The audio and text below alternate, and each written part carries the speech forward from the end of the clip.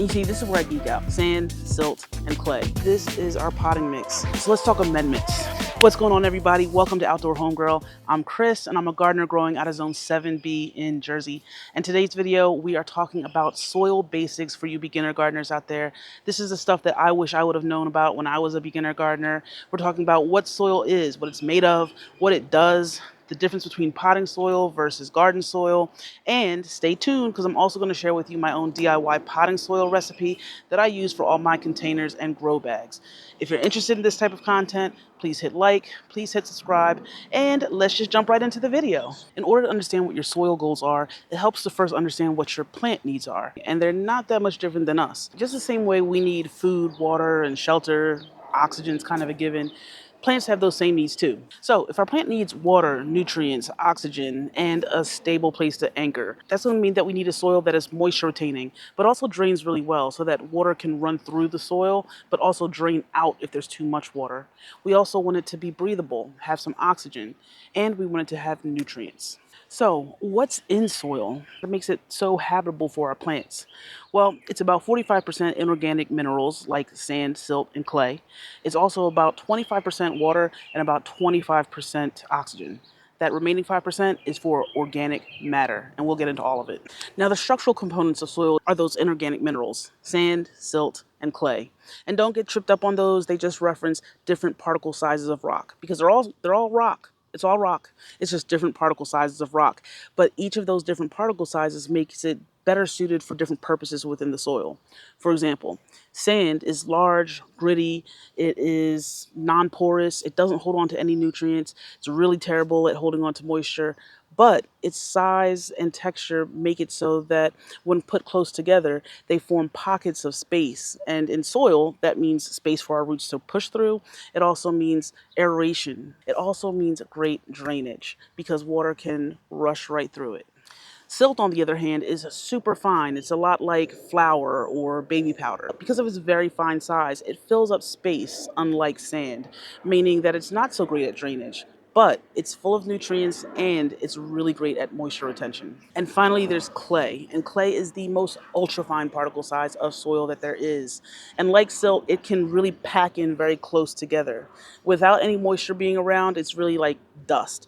But when water is present, it acts as almost like a binding agent or a glue, really pulling all those particles in very, very close together, packing it in tightly, giving clay that very dense, almost paste-like texture that we're so familiar with.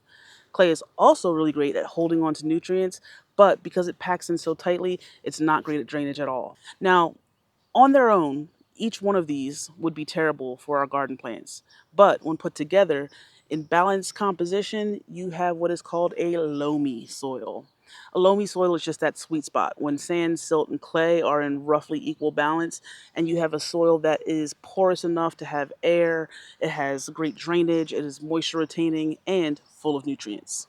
But that only takes care of the structural part of soil. If you have a beautiful loamy soil, that should be perfectly habitable for your plant, right? Well, it is, but not quite. You see, even though there's some nutrients still present in silt and clay, they are not easily accessible to our plant roots. It's kind of like if I told you that, hey, you could stay in my house for the weekend, it's fully loaded, and then you get in and the refrigerator and everything else is under lock and key. The nutrients are there, but they're not accessible. So, how do we get nutrients back into the soil that is readily available to our plants to uptake? That is where organic matter comes in. And when you add organic matter into the soil, you also invite with it beneficial microbes like fungi, bacteria, protozoa, nematodes, as well as animal life like ants or earthworms, all of these responsible for different processes that go on within the soil, taking our soil from not just a habitable soil, but a living soil. And you see, this is where I geek out. Bacteria breaks down organic material, protozoa consumes the bacteria, fungi mines nutrients out of the silt and clay. They also attack parasites, releasing nutrients into the soil that way. They're just responsible for so much. But one of the main things that fungi do that's so impressive is that they build out these fungal networks under the soil, which are kind of like these thin filaments, and they attach onto your plant roots. Now, this is through a symbiotic relationship that it forms with plants. About 90% of plant life can do this with mycorrhizal fungi. So that way, if nutrients are not available in the local area where that plant is, through this mycelium network of fungal spores, it can access nutrients all the way somewhere else in the garden. It is fascinating stuff. Okay, so now that we know what soil is, what it does, and what it's made out of, we can kind of replicate that formula using organic materials and inorganic materials to make our own potting mix. Now, the potting mix that I make is a soilless mix because we're not using sand, silt, and clay and all of that. Instead, what I'm using is coco coir, which helps with the moisture retention piece. I'm using mushroom compost and leaf compost. I usually mix up the two, but you can use, manure, or you can use compost, whatever your pick is. And that provides the immediate nutrients. It also provides the organic material for the microbes to be activated. And I also use perlite, which is it's a volcanic rock. It's a volcanic rock that's been heated and expanded to the point that it's like fluffy, kind of like a marshmallow when it gets heated and puffs out. And it's really light, kind of like styrofoam. But perlite is great in potting mix because it provides drainage and aeration, kind of like sand. So these three components together will mix to make a perfect growing medium for our plants. I used it last year and my peppers were incredible. So it's not too fancy, but this is where I mix my soil. I have a container holding my compost, a container holding my coco coir, and then I have a big bag of perlite that I use. Now here is my compost. Now compost is going to add texture to our potting mix, kind of like how clay does. It's rich, it's crumbly, it provides space for our roots to grow through. This is really great nutrient-rich stuff. Now here's my coco coir. Now this is basically just dried up coconut husks that have been ground into a pretty fine but coarse blend. This is great because it's very spongy. It holds on to moisture really, really well. And lastly, this is perlite. And as you can see, it's super light, kind of blows away in the wind. Now, when you're working with perlite, it's really good to wear a mask because, it's so dusty and this stuff is not good to inhale. So always wear a mask when you're working with perlite. But, as you can see, it's light, it's crumbly, very loose, adds space, and is great for drainage. So my DIY potting soil recipe, this is the part you've been waiting for, is my DIY potting soil recipe. It's really simple. It's 2 parts of coco coir, 2 parts of compost, and 1 part of perlite. That's the way I use it, and I make it in big batches, and that's what I use for all of my growing bags. So this is going to be my unit of measure. 2 of these of compost, 2 of these of coco coir, 1 of these of perlite.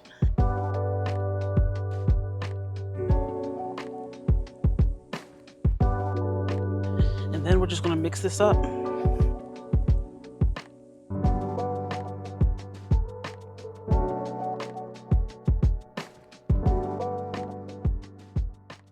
Look at this, you guys. This is our potting mix. It is loose, well draining, moisture retaining, and nutrient rich. This is an excellent growing medium for your garden plants. That is all there is to it to making your own potting mix. I have used this in my grow bags. Let me show you over here. This is a grow patch that I've just filled up, and this is all that potting soil mix that I made. And I can have my, right now I just have some lettuce and I have some herbs over here growing. And that's all in that potting mix recipe that I just showed you. Over here, all these grow bags are all filled with potting mix that I made by hand. I keep everything in these big tubs, and that's what I use to mix it. And then once it's done, I just put it in this big one here, and I just take from this container whenever I need more potting soil to fill up a container or pot. Now, the great thing about making your own potting soil is that, number one, it's totally fun, very satisfying. But two, it saves you a lot of money. It's expensive to buy a lot of potting soil, especially if you're doing a lot of grow bags or a lot of containers. It's expensive. It adds up super quick. But if you can make your own potting soil, you just have to buy the right components. You're good to go. You'll save a few bucks. Your plants will love it. All right, so let's talk amendments. Now, amendments are basically supplements you can add to your soil to achieve a certain desired result. If you have hard, compacted soil, or you would like to see your tomato plant produce more tomatoes, or maybe you have a plant that's not doing so well and you would like to see more leafy green growth, or just the fact that your plants are depleting the nutrients over time, there's different amendments that you can add for different scenarios. I'm going to show you a few that I use over the course of my gardening season regularly. All right, now this one is Garden Tone. Most of these products you'll see I use the Espoma brand. I'm not sponsored by them or anything like that. It's just that I don't know, maybe I just like the colors of their bags. So far, their fertilizers have worked really well for me. This one is a good all-purpose fertilizer for green leafy vegetables. I also use this for smaller seedlings that are in their initial growing stage where growth and foliage is really important. Garden Tone is really great for that. Most people go with a 2-week application schedule. So every 2 weeks you want to go in, just add a little bit of this Garden Tone fertilizer to keep your plants producing and healthy all summer long. Now this one is Tomato Tone, and it's also an all-purpose fertilizer, but you specifically want to use this on your plants that are producing fruit. So if your plant produces a flower and a fruit, like your tomatoes, your peppers, your eggplant, cucumbers, this would be a good option to use. Now, compared to the Garden Tone, this is going to be a little bit higher in potassium and phosphorus, which is going to increase your flower and fruit production. So I use this when my plants are more mature. I will switch them from the Garden Tone fertilizer over to this Tomato Tone fertilizer so I can see increased production. Now this one is called Berry Tone, and I gotta be honest with you, I have not used this before. This will be my first year using it, but I am going to be using it with my blueberries and raspberries. I was talking to somebody on Threads who told me that they had a really good outcome. I mean, their strawberries looked amazing. So I'm not growing strawberries this year, but for my blueberries and raspberries, I'm definitely going to try this out. Now, organic bone meal, this is something that I don't use as an amendment during the growing season. Instead, what I do is I use this at the time of transplant for my seedlings. So, I'll dig the seedling hole, I'll sprinkle a good amount of this bone meal in there, and then I'll put in my seedling transplant. And what this does is encourage strong root development with your plant. So I use this on almost everything that I'm transplanting in the ground. Blood meal, this one is a super high nitrogen. In fact, this is almost like 100% nitrogen. If you look at the numbers over here on the side, you can pay attention to this when you're looking at fertilizers. It'll tell you these three numbers, and this one says 1400. So this is 14% nitrogen, no phosphorus, no potassium. You can look for this number on all of your fertilizers, but this is not something I would use at transplant time because it's so strong that it could burn the roots of your seedlings. So what I'll do with this is just kind of work this into the top inch or two of my soil to help replenish some of the nitrogen and nutrients that have been lost since last growing season. Okay, and last but not least, we have earthworm castings. And earthworm castings are often referred to as black gold in the gardening world.